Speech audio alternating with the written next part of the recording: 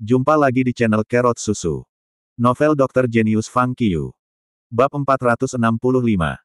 Sementara semua orang di forum dalam keadaan kaget, mereka mulai mencari dengan hati-hati di daftar pemimpin bela diri. Ternyata setiap orang dari keluarga Ling dalam daftar pemimpin bela diri telah menghilang dari daftar. Sial, keluarga Ling benar-benar pergi. Apakah semua orang ini dikalahkan oleh pria misterius itu? Saya pernah mendengar sebelumnya bahwa keluarga Ling sangat kuat di Gansu. Ini hanyalah kaisar lokal provinsi Gansu. Kemanapun mereka pergi, mereka selalu begitu sombong dan mengangkat kepala tinggi-tinggi. Mereka sering menarik orang lain. Saya tidak berharap bahwa mereka sebenarnya dihancurkan oleh pria misterius itu. Kekuatan keluarga Ling tidak lemah, leluhur tua mereka adalah ahli super kelas 8 dengan 1 meridian. Bagaimana mereka bisa tiba-tiba dihancurkan oleh John Du? Mungkin mereka mencoba main-main dengan John Du. Apakah ada yang tahu apa yang sedang terjadi? Keluarga Ling sangat sial. Mereka bisa main-main dengan siapapun di dunia kecuali John Du. Siapapun yang telah memprovokasi dia sebelumnya dikalahkan olehnya dan kungfu mereka dihancurkan, bahkan mereka yang pergi ke luar negeri tidak dapat melarikan diri darinya. Minta orang dalam. Apa dendam antara pria misterius dan keluarga Ling di Gansu? Berita itu tersebar di mana-mana, sehingga semakin banyak orang yang berpartisipasi dalam diskusi. 1 jam kemudian, beranda seluruh forum ditempati oleh dendam antara Fang Qiu dan keluarga Ling. Banyak orang yang baru saja masuk forum juga ikut berdiskusi. Akhirnya, setelah diskusi panjang, sebuah pos muncul menarik perhatian semua orang. Orang dalam, detail tentang dendam antara keluarga Ling dan John Du. Semua orang di forum bergegas membacanya segera setelah posting ini keluar.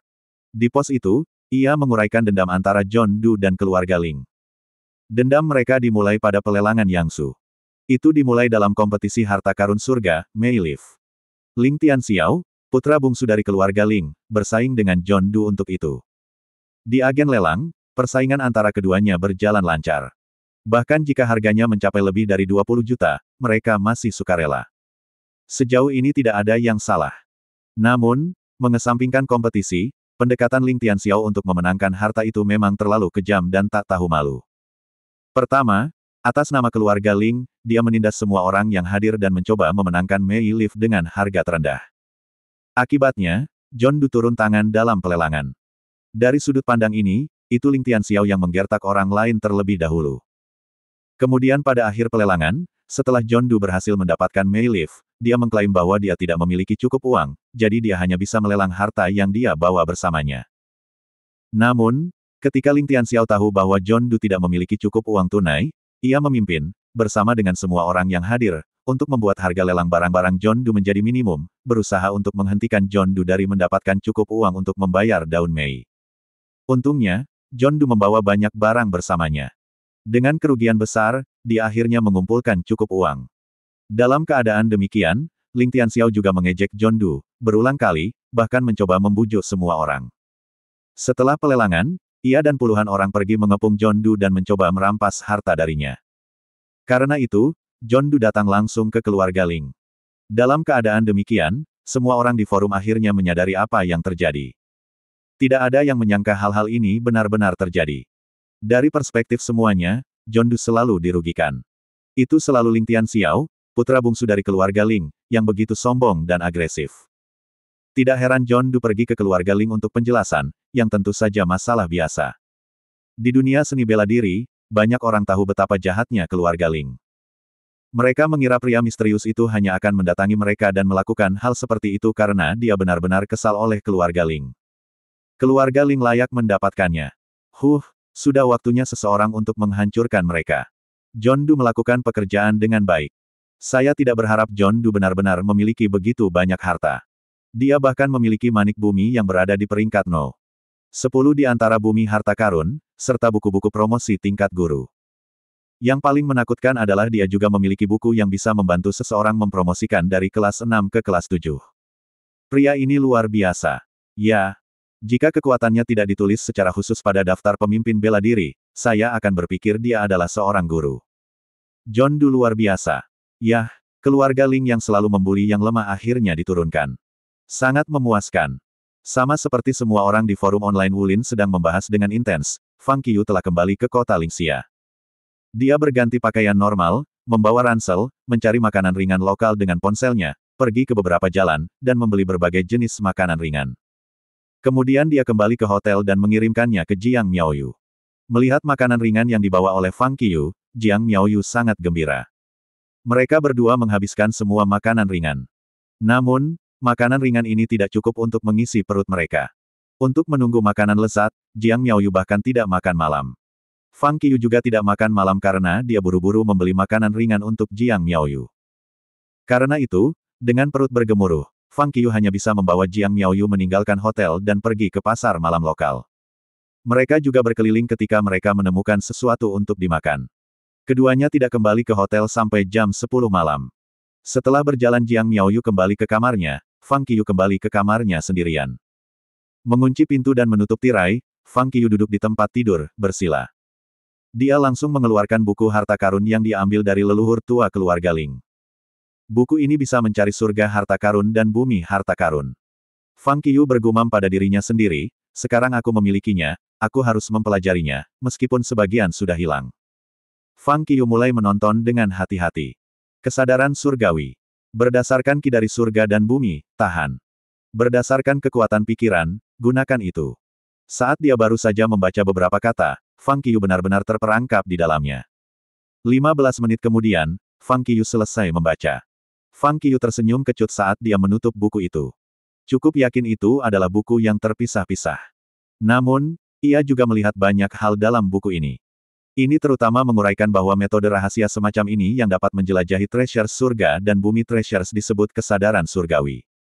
Bahkan, kesadaran surgawi juga merupakan semacam metode budidaya kungfu.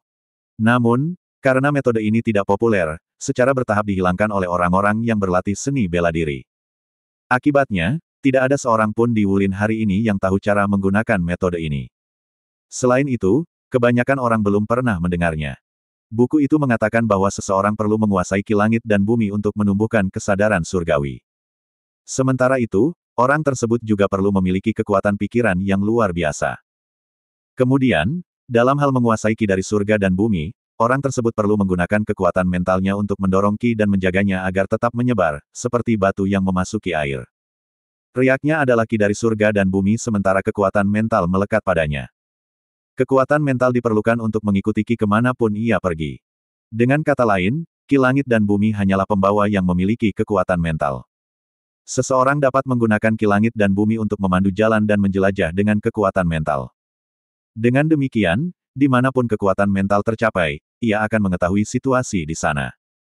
Mengapa seseorang yang memiliki kekuatan semacam ini dapat menemukan harta karun surga dan bumi?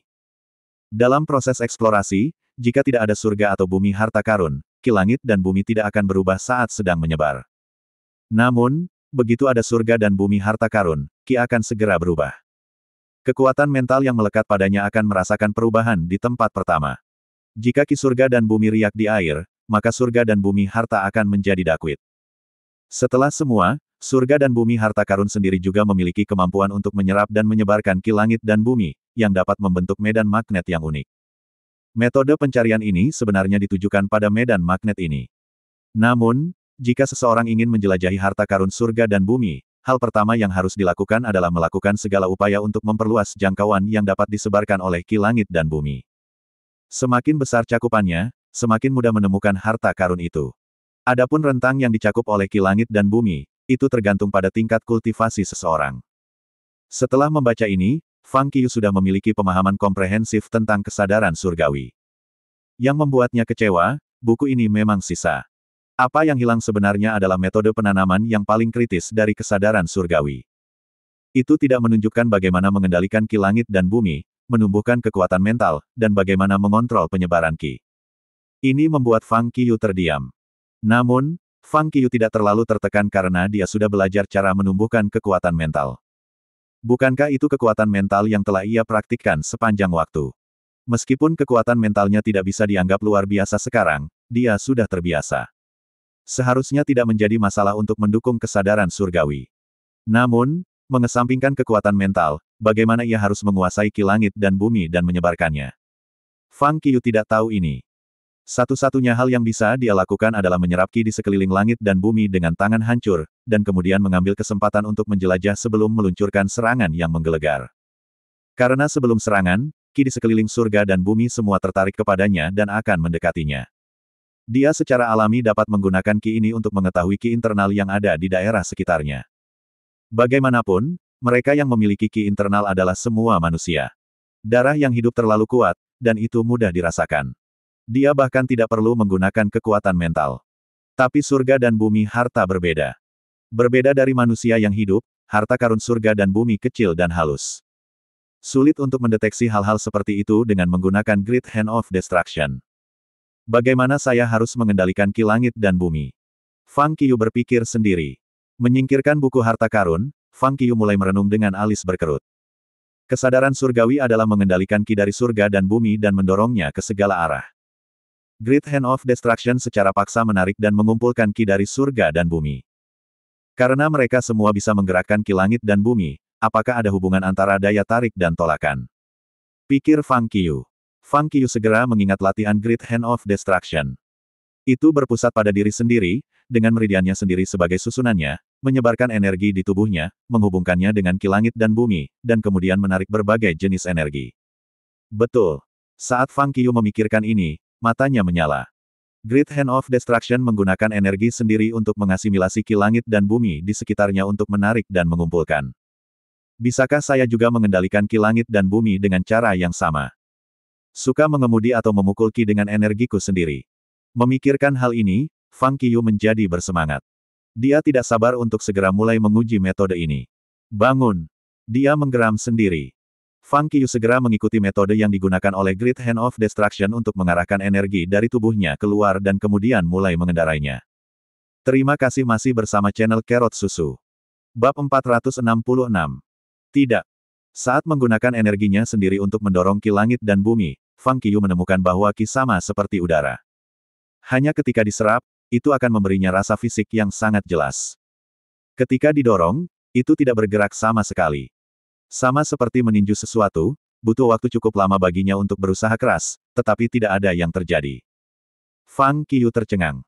Bagaimana ini bisa terjadi? Metode mengemudi ki langit dan bumi tidak bekerja sama sekali. Tapi dia merasa energinya terhubung dengan ki langit dan bumi. Fang Qiu dapat dengan jelas merasakan bahwa dia memiliki beberapa koneksi dengan energi surga dan bumi di sekitarnya. Dalam keadaan itu, karena dia tidak bisa mengendarainya, bagaimana dia bisa menyebarkan ki langit dan bumi yang terhubung dengannya? Fang Qiu tenggelam dalam pikirannya lagi. Energi saya sendiri tidak berbeda dengan ki surga dan bumi. Mereka semua sama, kecuali bahwa energi saya berasal dari internal ki saya sendiri sedangkan ki surga dan bumi adalah milik energi dari surga dan bumi. Karena energinya terhubung denganku, mengapa aku tidak bisa mengendarainya? Bagaimana saya menggerakkan energi saya sendiri? Memikirkannya dengan cara ini, Fang Qiu merasa seperti dia menemui jalan buntu. Dia bisa dengan sempurna mengendalikan energinya sendiri dan menyalurkannya seperti menggunakan tangan dan kakinya. Namun, ki langit dan bumi berbeda. Jelas, itu tidak layak untuk mengendalikan ki langit dan bumi dengan menggerakkan energinya sendiri. Lalu apa yang harus dia lakukan? Dengan alisnya dirajut, Fang Qiu berpikir keras. Ki langit dan bumi seperti udara. Saya tidak bisa mendorongnya jika saya tidak bisa menyentuhnya. Dengan cara ini, saya tidak akan dapat membentuk aliran udara, yang tidak dapat menyebarkan ki. Jadi, apa yang harus saya lakukan untuk mendorong ki dari surga dan bumi yang tidak tersentuh? Selain mendorongnya, mungkin aku hanya bisa menggetarnya. Memikirkan hal ini, Fang Qiu segera mulai mencoba metode baru. Melepaskan energi dari tubuhnya keluar lagi dan menghubungkannya dengan ki langit dan bumi di sekitarnya, Fang Qiu mengendalikan energinya sendiri dan mulai bergetar ki dengan cepat. Akibatnya, getaran itu membuat ki langit dan bumi yang memiliki hubungan dengannya segera mengalir keluar ke segala arah seperti gelombang di laut. Fang Qiu bahkan tidak berusaha keras. Fang Qiu sangat gembira karena dia tahu itu.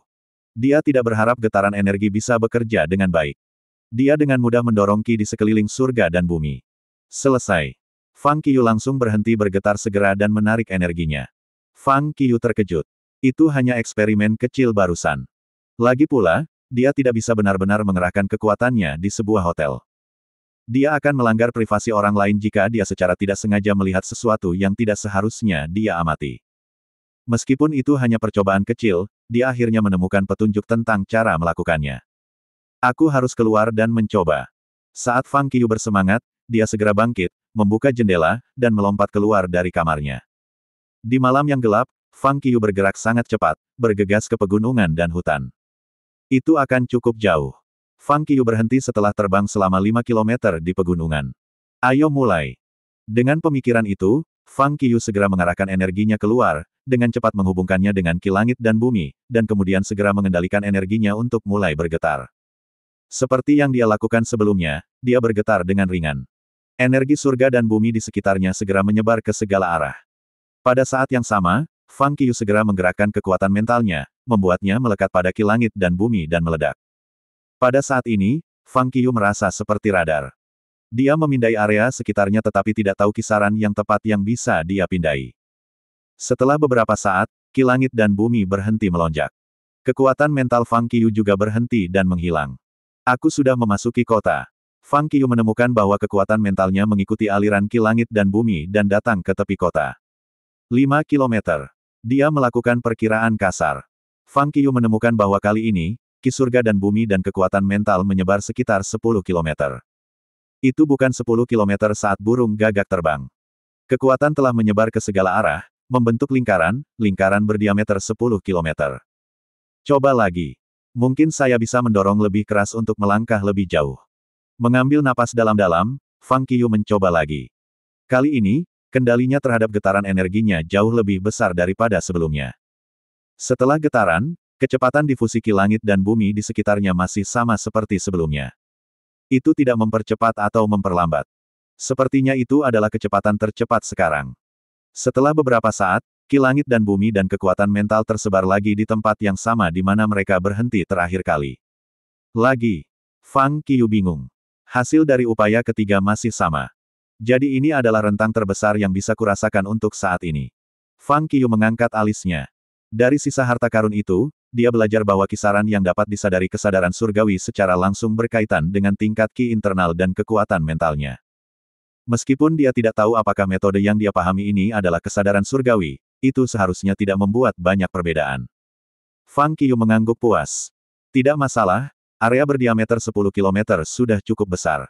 Saya harus berlatih beberapa kali lagi dan melihat sekeliling untuk melihat apakah ini bisa berhasil. Dengan mengingat hal itu, Fang Qiu segera melintas, bergegas 10 km jauhnya, dan menggunakan kesadaran surgawi lagi, tetapi tidak menemukan apapun. Kemudian dia menempuh jarak 10 km lagi. Dia mulai memahami tetapi tidak menemukan apapun. Sampai keempat kalinya, Fang Qiu pergi dari barat ke timur kota, dan dia akhirnya melihat sesuatu yang berbeda. Ada sesuatu. Dalam difusi kekuatan mentalnya dengan ki langit dan bumi, Fang Qiu jelas merasa bahwa ada aliran energi abnormal di timur hutan. Tanpa ragu-ragu, saat dia merasakan aliran energi yang tidak biasa ini, Fang Qiu segera terbang keluar. Dia bergegas ke tempat yang tepat dalam sekejap. Bunga satu daun. Bunga yang tampak seperti mata segera menarik perhatian Fang Qiu. Bunga hanya memiliki satu daun. Daunnya putih bersih kecuali bagian tengahnya berwarna hitam. Di tengah area hitam, ada benang sari merah. Semua ini membuat daun itu tampak seperti mata manusia. Fang Qiu tersenyum. Sungguh keberuntungan. Bunga satu daun adalah harta bumi yang berada di peringkat 46 dalam gulungan surga dan bumi harta. Mengumpulkan bunga satu daun, Fang Qiu terus mencari di tempat lain. Sayangnya, tidak ada harta bumi yang dapat ditemukan. Fang Qiu tidak berhenti sampai hampir fajar karena teleponnya berdering. Mengangkat ponselnya untuk melihatnya, dia menemukan bahwa itu adalah He Gaoming. Fang Qiu menjawab panggilan itu. Halo. He Gaoming segera berkata segera setelah telepon masuk, Tuan, ini aku. Sesuatu yang mengerikan telah terjadi. Fang Qiu bertanya, apa? Baca lebih banyak bab tentang novel VIP. He Gaoming tersenyum kecut. Kau akan segera menjadi musuh publik. Fang Qiu membeku. Maafkan saya. Apa? Apa yang sudah terjadi? Apa maksudnya bahwa aku akan segera menjadi musuh publik? He Gaoming buru-buru menjelaskan, saya tidak tahu mengapa. Beberapa berita yang menyebar di forum Wulin mengklaim bahwa Anda memiliki cara untuk menemukan bumi harta karun. Desas-desus itu begitu nyata seolah-olah seseorang telah melihatnya sendiri. Mereka semua mengatakan bahwa alasan mengapa Anda dapat mengambil begitu banyak harta bumi untuk dijual adalah karena Anda memiliki metode rahasia. Mata Fang Qiu menyipit. Oh, dia bahkan tidak perlu memikirkannya. Dia tahu bahwa berita itu pasti dibocorkan oleh orang-orang dari keluarga Ling. Dia sudah mengajar mereka pelajaran yang luar biasa kemarin, dan mereka masih berani melakukannya. Orang-orang ini sangat gila. Tidakkah mereka tahu bahwa ini akan menimbulkan masalah bagi keluarga mereka? Tentu saja, bahkan jika dia sadar bahwa keluarga Ling yang membocorkan rahasia itu, Fang Qiu tidak akan datang kepada mereka lagi karena dia tidak ingin membunuh siapapun. Selain itu, ketika keluarga Ling melakukan ini, seluruh praktisi di Wulin pasti akan mengikuti jejak. Dari mana John Du mendapatkan metode rahasia untuk menemukan surga dan bumi harta karun? Mereka akhirnya akan menemukan bahwa itu adalah keluarga Ling yang memiliki semua harta terpendam ini. Pada saat itu, semua orang di Wulin akan berpikir bahwa selain John Du, keluarga Ling juga memiliki metode rahasia ini. Sulit untuk melacak keberadaan pria misterius itu, tetapi keluarga Ling berbeda. Jelas, tindakan jahat keluarga Ling ini secara tidak sengaja menuntun semua orang jahat ke keluarga mereka.